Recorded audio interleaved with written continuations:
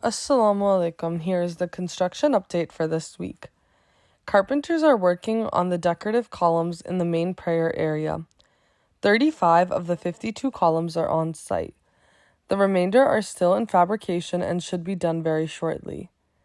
Mechanical contractor completed the install of all the HVAC systems. They are all up and running. We are just waiting for trim kits to install the 2 heaters in the stairwell and the one at the rear door at the lower level. The kitchen hood was installed and the welded kitchen duct is in fabrication and will possibly be installed this Saturday. The electrical contractor is working on the LED strip lighting that goes around the perimeter of all the soffits. The floor tile was completed in the main areas. We are waiting for backorder tile to be completed for the 2 offices.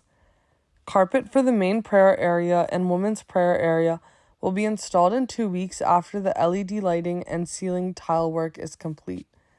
Please continue donating as much as you can and support the project. Jazakallah khair for your continued support.